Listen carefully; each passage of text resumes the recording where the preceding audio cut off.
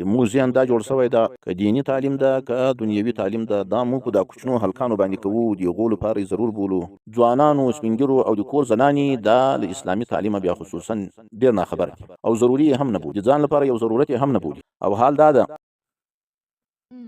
السلام علیکم ورحمة الله وبرکاته. الحمد لله رب العالمين والصلاة والسلام على سيد الأنبياء والمرسلين وعلى آله الطيبين وأصحابه الطاهرين. بسم الله الرحمن الرحيم. مسلمانانو ورونو یو شی ډیر ضروري ده چې دې ته باید موږ ډیر متوجه سو. د موږ ذهن دا جوړ شوی ده چې تعلیم ضروري ده او دا د کوچنیو د هلک لپاره ضروري ده. د موږ ټولو په دې باندې ډیر زور ده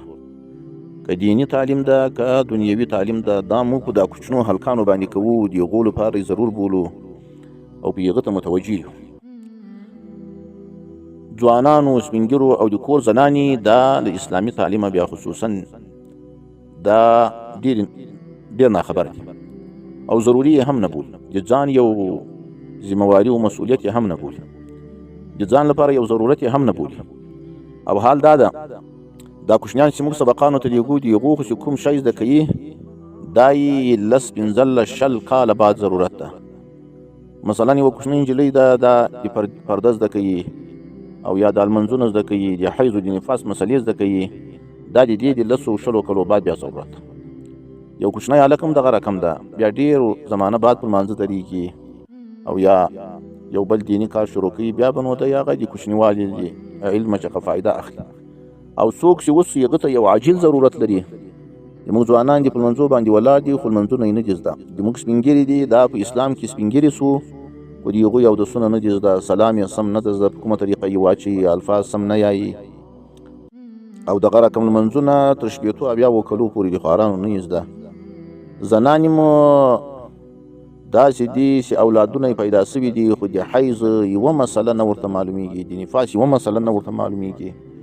د سطر مسائل نه ورته معلومیږي دا نه ورته معلومیږي له چا سره وغږېږم له چا سره نه غږېږم چا ته مخ ورلوڅولی سم له چا بې پټومه او د ما تنها ناسته په یو ځای کې له کوم سړي سره روا ده له کوم سړي سره نه ده روا. دا اوس هغه په دې کارو باندې مشغول دي ځوانان او سپین ږیري او زنانې او د هغو کارو شرعا دوی ته معلومات او احکام نشته نو ځکه بیا ډېرې نارواوې وشي ډېرې خطایي ځینې وشي نو دې شي ته ډېره توجه پکار ده چې موږ باید خپل ځانونه نه کړو هېر سپین ږیري هم نه کړو هېر سپین ساتي ځوانان دا ټول باید د اسلام دین زده کړو. د سپین ږیري او د ځوان بیا ډېر ضرورت ده ځکه آخرت ته ډېر نږدې ده او فی الحال په دغه ملت کې دی مسؤول ده ولې خو په کار لګیا دی د دې کار به شرعي طریقه زده کوي. ما ته په دغه نږدې شپو کې چا د یوې سپین سرې زنانې بیان وکړ چې دا د نوي وکلو وه نو ما ورته وویل چې ادې ته ما داسې وایي خبر ورسره شروع کوله چې ښه یې زده دي که نه زما سال لمونځ څنګه کوې نو دې وایي چې زه وار له واره سهار فرض کړم بیا وروسته سنت کړم. ما ولې ادې وایي خو فرض د خدای پاک لپاره د غره باندې فرض کړي او سنت نبی کریم صلی الله علیه وسلم طریقه ده نو خو اول خدای ده بیا رسول ده صلی الله علیه وسلم نو ځکه زه اول فرض کړم بیا سنت کړم نوي کار یې داسې لمونځ کړی و. مسلمانانو دې شي ته ډېره توجه پکار ده. بخاري شریف او نور د حدیثو په کتابو کې دا حدیث شریف بیخي ډېر راځي. د نبی کریم صلی الله علیه وسلم مسجد نبوي ته به دا زنانې راتلې په لمانځو کې به یې هم شرکت کړه خو هغسې لمانځه ته راتلې اصلي د الله د رسول صلی الله علیه وسلم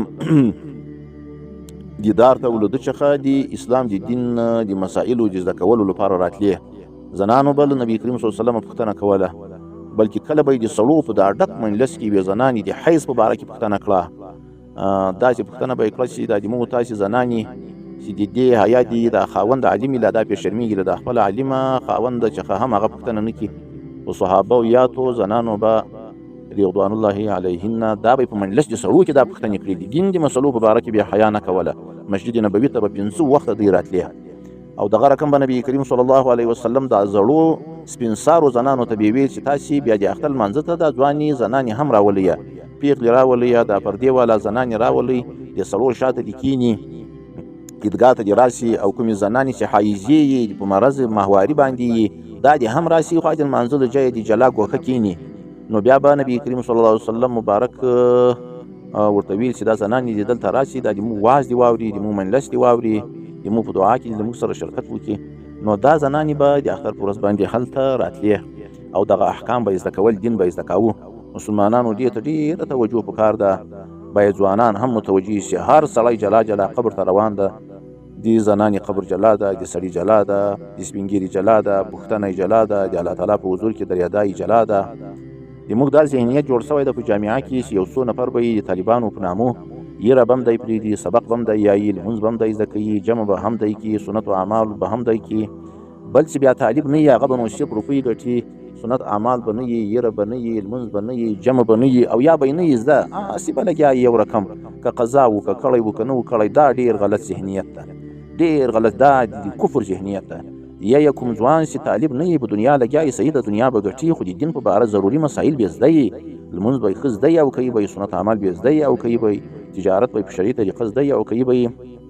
نو دې ته ډېره توجه پکار ده چې هم به زنان یو ترتیب برابروي، هم به ځوانان، هم به سپین ږیري. په ترتیب باندې به بیا انشاءالله سبا ته وغږیږو چې په څه ترتیب باندې زموږ ځوانان او سپین ږیري او زنانې دین زده کړي. الله تعالی دې توفیق راکړي. السلام علیکم ورحمة الله.